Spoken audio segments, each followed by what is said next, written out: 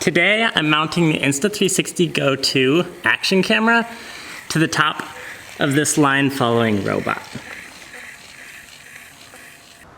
This little robot actually did not come pre-assembled, so I had to solder together the circuit board myself.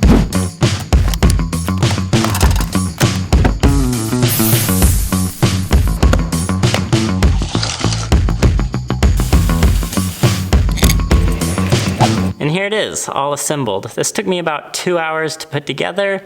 If you wanted to do this, I would definitely recommend that you not do this as a starter project. You need some previous knowledge of how to solder and assemble circuit boards. But if you've done that before, this would actually be a pretty easy project you could do in an afternoon. This line following robot only cost $10 on Amazon. If you guys want one, there'll be a link for it in the description below. Now it's time to hook our Insta360 Go 2 onto the robot and see what it can do.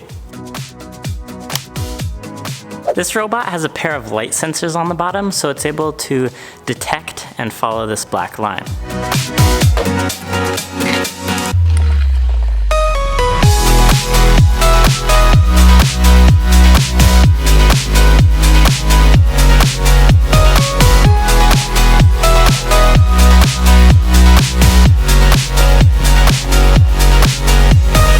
The robot only has one speed that's kind of slow, so all of these shots that you're seeing here have been sped up in post.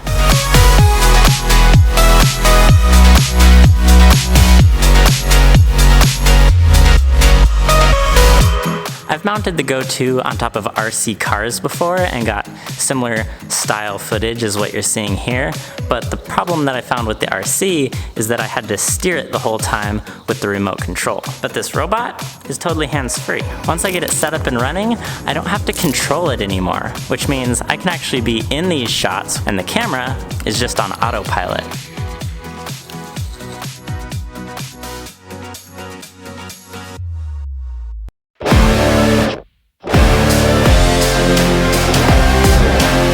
This thing's like my own personal robotic cameraman.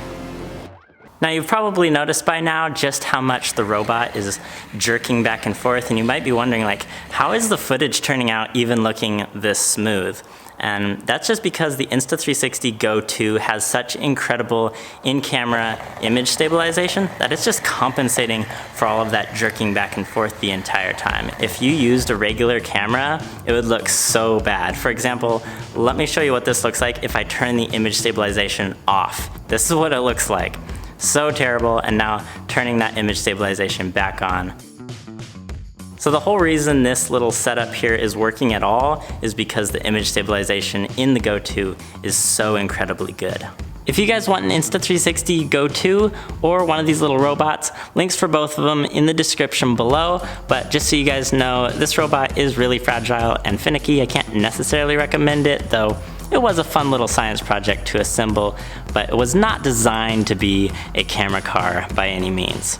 The Insta360 Go 2, on the other hand, this is a great little action camera that I definitely would recommend. It's cranking out footage that's way better than most of the footage from large action cameras. So very impressive. I've done other videos about it. You can check those out right here if you want to learn more about the Go 2, and I'll see you guys all next time. Oh, and if you want, you can hit the subscribe button.